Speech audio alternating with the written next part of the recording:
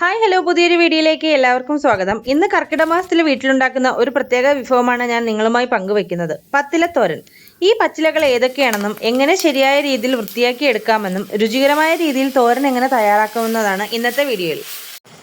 ഞാൻ ഈ പറിച്ചെടുക്കുന്നത് അയഡിൻ ചീരയാണ്. പിന്നെ ഇത് മധുരക്കീരയാണ്. ഞങ്ങളുടെ നാട്ടിൽ ഇതിനെ മധുരക്കീര എന്നാണ് പറയാറ്. ഇംഗ്ലീഷ് ചീര എന്നും വേലിച്ചീര എന്നും അങ്ങനെ പല നാട്ടിലും ഇവൻ പല പേരിലാണ് അറിയപ്പെടുന്നത്.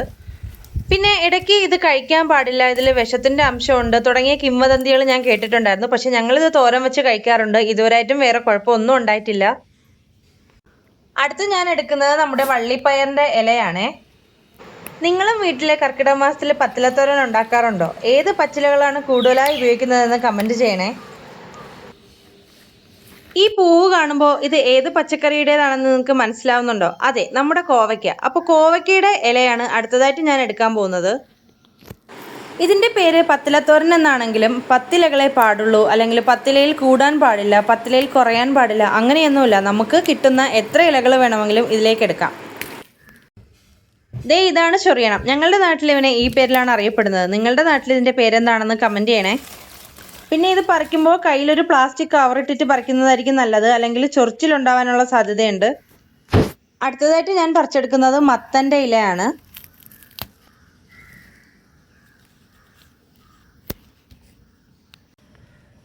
പിന്നെ ഇത് നമ്മുടെ ചേനയുടെ ഇലയാണ്. എനിക്കിപ്പോഴും ചേനയും ചേമ്പും തമ്മിൽ മിക്കവാറും മാറിപ്പോവാറുണ്ട്.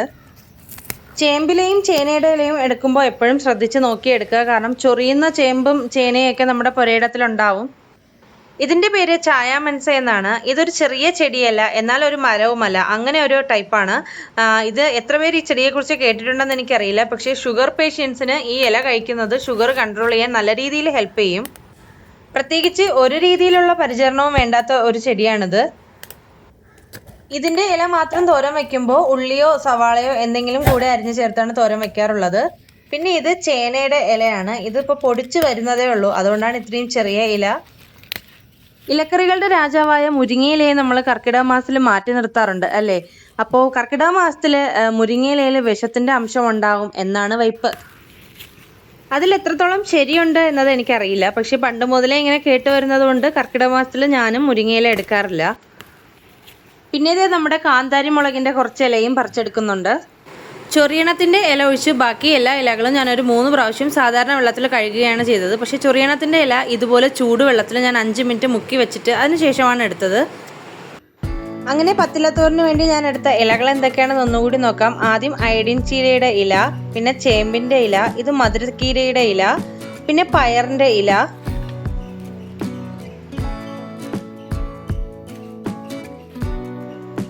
ചായാമൻസ,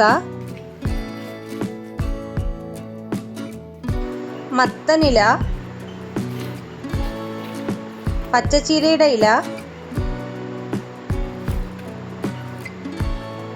ചേമ്പില,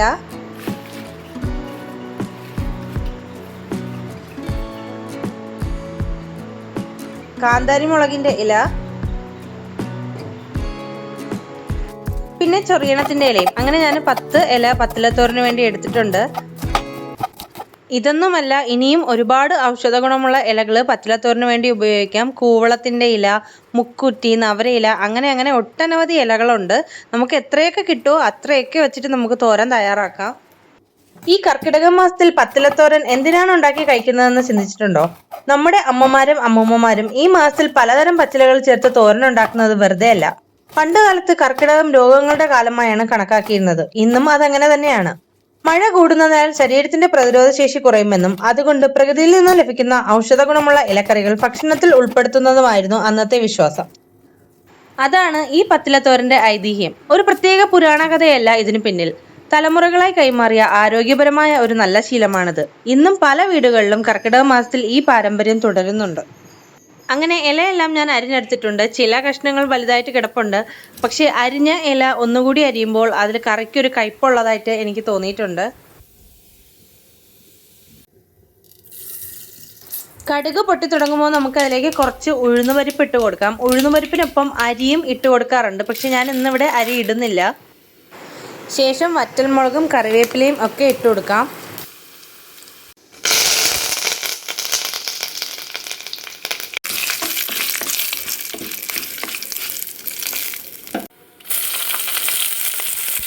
ഇനി അതിലേക്ക് ചെറിയ ഉള്ളി അരിഞ്ഞതും കൂടി ഇട്ട് കൊടുക്കുന്നുണ്ട്.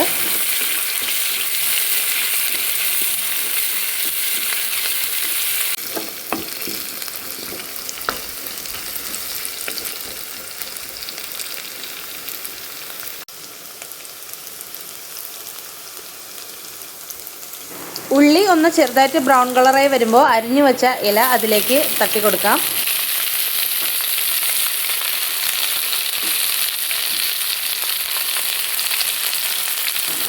ഇനി കുറച്ച് ഉപ്പും കൂടി ചേർത്ത് നന്നായിട്ട് ഇളക്കിയെടുക്കാം. ചട്ടി നിറച്ചുണ്ടായിരുന്ന ഇലയാണ്, പക്ഷെ വാടിയപ്പോൾ ദേ ഇത്രയേ ഉള്ളൂ. അത് ഇലക്കറികൾ അങ്ങനെയാണല്ലോ അല്ലേ. സാധാരണയായിട്ട് ഞാൻ ഇലക്കറി കൊണ്ടുള്ള തോരൻ ഉണ്ടാക്കുമ്പോൾ അതിലേക്ക് അരപ്പ് തയ്യാറാക്കുന്നത് ചെറിയ ജീരകവും വെളുത്തുള്ളിയും മഞ്ഞൾപ്പൊടിയും തേങ്ങയും കൂടി ചേർത്തിട്ടാണ്. പക്ഷേ ഇന്നത്തെ നമ്മുടെ പത്തില തോരനിൽ ഞാൻ തേങ്ങ മാത്രമേ ഇടുന്നുള്ളൂ. വെളുത്തുള്ളിയോ ജീരകമോ മഞ്ഞൾപ്പൊടിയോ ഒന്നും ചേർക്കുന്നില്ല. കാരണം ഇതാവുമ്പോൾ ആ ഇലകളുടെ രുചി നമുക്ക് കറക്റ്റ് അറിയാനായിട്ട് പറ്റും. അല്ല, തേങ്ങയുടെ ഒപ്പം ജീരകവും വെളുത്തുള്ളിയും ചേർത്ത് ഉണ്ടാക്കണമെങ്കിലും ഉണ്ടാക്കാം. മിക്കവാറും എല്ലാവരും അങ്ങനെ തന്നെയാണ് ഉണ്ടാക്കാറ്. അത് നമ്മുടെ ഇഷ്ടമാണ് എങ്ങനെ ഉണ്ടാക്കണമെന്നുള്ളത്.